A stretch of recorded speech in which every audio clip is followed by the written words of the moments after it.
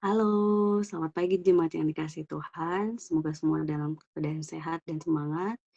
Bagi yang sakit, semoga segera dipulihkan dan tetap semangat dalam mengikuti segala saran dokter ataupun keluarga yang mendampingi. Hari ini saya ingin bertanya sesuatu kepada kita, khususnya mungkin bagi kita yang punya pasangan atau para pemuda yang saat ini dekat dengan seseorang. Yang pasti biasanya kalau kita mau tahu orang ini sungguh sayang sama kita atau enggak, kita akan lihat bukti apa yang sudah dilakukan oleh mereka, apa saja yang mereka perbuat, tunjukkan gitu ya.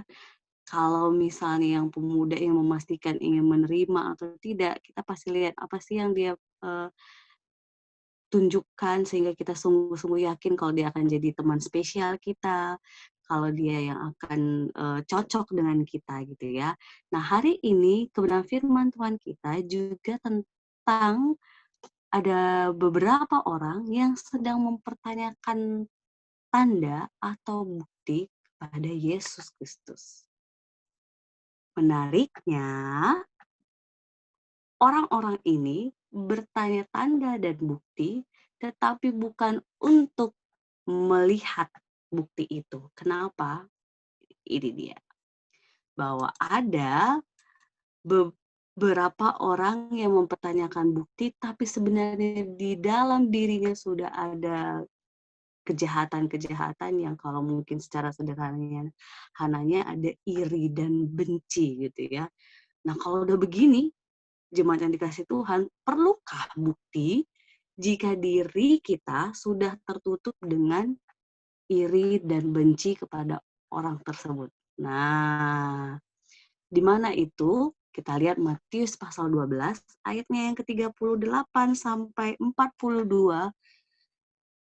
Injil Matius mencatat, pada waktu itu berkatalah beberapa ahli Taurat dan orang Farisi kepada Yesus, "Guru, kami ingin melihat suatu tanda daripadamu." Tetapi jawabnya kepada mereka, "Angkatan yang jahat dan tidak setia ini menuntut suatu tanda, tetapi kepada mereka tidak akan diberikan tanda selain tanda Nabi Yunus. Sebab seperti Yunus tinggal di dalam perut ikan 3 hari 3 malam, demikian juga Anak Manusia akan tinggal di dalam rahim bumi 3 hari 3 malam.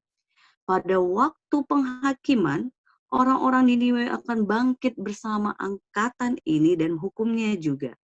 Sebab orang-orang Niniwe itu bertobat setelah mendengar pemberitaan Yunus, dan sesungguhnya yang ada di sini lebih daripada Yunus.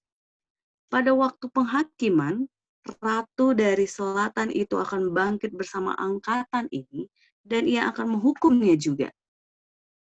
Sebab ratu ini datang dari ujung bumi untuk mendengar hikmat Salomo, dan sesungguhnya yang ada di sini lebih daripada Salomo. Wow, bayangkan Bapak Ibu, saudara-saudara pemuda gitu ya.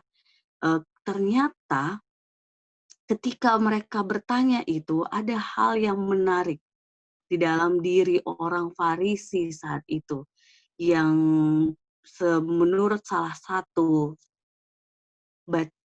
materi yang saya dapatkan dalam webinar beberapa waktu yang lalu, ternyata di dalam diri kita itu ada inner enemy dan inner friend. Inner enemy ini sesuatu yang kalau kita perbanyak makanannya itu akan melemahkan kita. Sedangkan inner friend itu akan semakin banyak diberi makan, ia akan menguatkan dan menenangkan dan mendorong agar kita mencoba. Jadi simpel sederhananya contohnya ketika kita ingin kita dapat info bahwa akan ada sebuah kegiatan gitu ya, kayak kemarin baru saja tim ibadah online pelatihan untuk teman-teman yang mau belajar cara mengoperasikan live streaming dan sebagainya. Inner enemy ini akan berkata, udahlah buat apa, udahlah kamu juga nggak akan bisa gitu ya. Tapi kalau inner friend kita kuat, maka dia akan menguatkan kita untuk Ayo berangkat, kamu pasti bisa diajarin, cobalah gitu ya. Nah, pertanyaannya dalam diri kita yang mana yang lebih kuat? Apakah inner enemy atau inner friend? Karena itu dapat dilihat dari mana apa saja yang paling sering kita dengarkan di sekitar kita. Nah, apa maksud dari bagian ini saya ulas Bapak Ibu? Karena balik ke firman Tuhan tadi, orang Farisi dan ahli Taurat, mereka bertanya kepada Yesus dengan konteks di kepala mereka sedang kuat inner enemy. Sehingga apapun kata Yesus itu akan tertolak. Apa yang inner enemy yang kuat dalam diri mereka? Bahwa mereka menganggap Yesus sedang memporak-porandakan ajaran yang mereka hayati selama ini. Bahwa Allah itu begitu ketat dalam Taurat. Allah itu begitu memaksa umat agar sungguh-sungguh ketakutan ketika datang kepada Dia dalam arti terkait dengan dosa gitu ya. Allah itu sangat menuntut persembahan yang luar biasa. Allah itu um, yang benar-benar kudus sehingga orang-orang sakit, orang-orang berdosa sama sekali tidak boleh ikut gitu ya. Sehingga mereka benar-benar benci dan bahkan saya bisa bilang mereka benar-benar tidak lagi melihat Yesus ini sebagai seorang yang membukakan pemahaman yang baru, pemahaman yang benar, bukan baru sebenarnya, yang benar tentang kebenaran firman Tuhan tentang Allah kita. Nah, sehingga ketika Yesus bilang, dia beri contoh bahwa angkatan yang jahat ini, yang tidak setia ini, dia hanya menerima tentang kisah Yunus saja. Karena kisah Yunus saja, orang-orang ahli Taurat dan Farisi pun tidak paham, Bapak Ibu. Karena kalau mereka paham, pasti dia tahu bahwa di situ sebenarnya ada pengampunan dan kesempatan kepada Yunus untuk dia memberitakan kebenaran firman kepada kota Niniwe. Sehingga pada saat itu kita tahu kisahnya kota Niniwe itu mengalami pengampunan. Yang kedua contoh yang diberikan oleh Yesus gambaran seorang ratu selatan. Ini bukan ratu selatan seperti gambaran kita di Jawa Tengah ya Bapak Ibu terkasih teman pemuda, tetapi ini konteksnya seorang ratu dari negeri yang lain yang dia datang ke Israel, ke umat Israel untuk belajar dari seorang raja Salomo. Karena dia mendengar betapa hikmat Allah yang menguasai Salomo sehingga ia sangat bijaksana dalam segala keputusannya. Ini pun membuat Yesus menjadikan sebuah perumpamaan karena orang dari luar saja tahu bahwa ada hikmat Allah yang luar biasa. Mereka yang jelas-jelas Allah yang hadir lewat Yesus Kristus itu ada di depan mata mereka.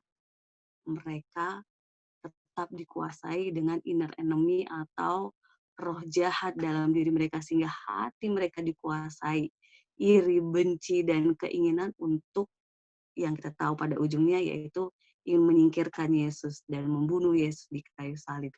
Jadi jemaat yang kasih Tuhan, di sini sangat jelas betapa inner enemy dan inner friend, kalau mungkin bahasa rohaninya, ketika kita memberi makan roh kita dengan sesuatu ataupun diri kita seutuhnya dengan sesuatu yang jahat, maka kita akan menjadi jahat. Kalau kita mengisi diri kita dengan sesuatu yang baik, maka apapun yang kita lakukan pasti akan baik gitu ya.